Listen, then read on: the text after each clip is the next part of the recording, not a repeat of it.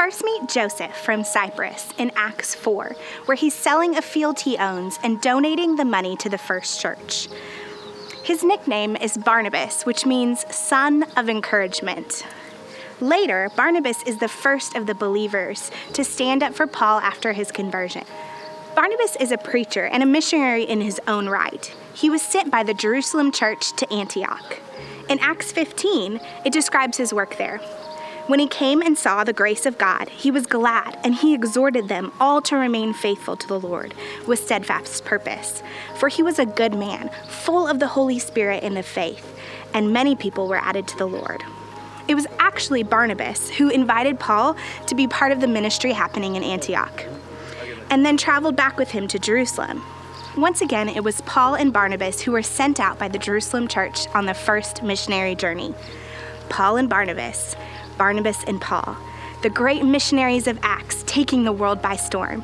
And yet, this nearly 18-year friendship breaks over a disagreement.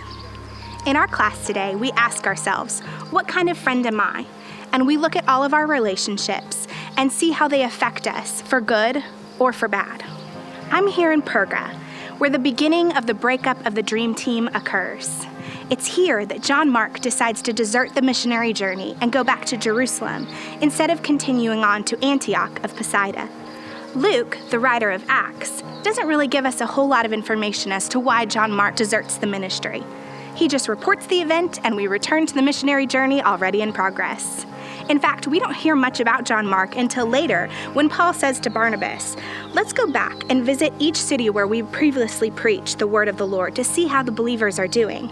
Barnabas agreed and wanted to take along John Mark, but Paul disagreed strongly, since John Mark had deserted them here in Perga and had not continued with them in their work.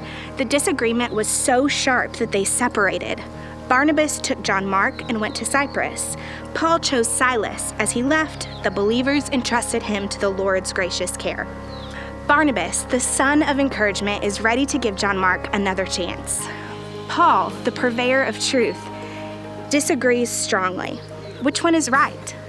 Luke doesn't give us much information to assist us in choosing sides, except to say that the church may have been on Paul's side by saying the believers entrusted him to the Lord's gracious care.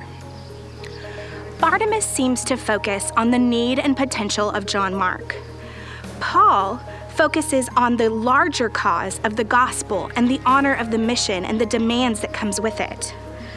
These two spiritual powerhouses have differing strengths. Paul stands for the truth. His strength is easily seen in Galatians 2:11-14.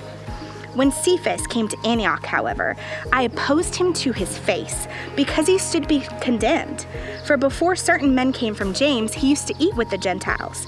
But when they arrived, he began to draw back and separate himself for fear of those in the circumcision group.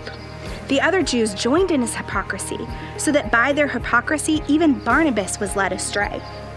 When I saw that they were not walking in the line with the gospel, I said to Cephas in front of them all, "If you, who are a Jew, live like a Gentile and not like a Jew, how can you compel the Gentiles to live like Jews?" Barnabas falters in this area because his strength as a son of encouragement makes him vulnerable to minimizing the truth for the sake of relationships. We need friends with diverse strengths.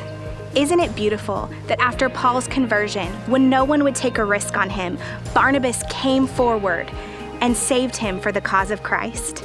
And then now, when Barnabas is faltering in the area of truth, Paul comes forward and saves him for the cause. The once strong missionary team splits in two.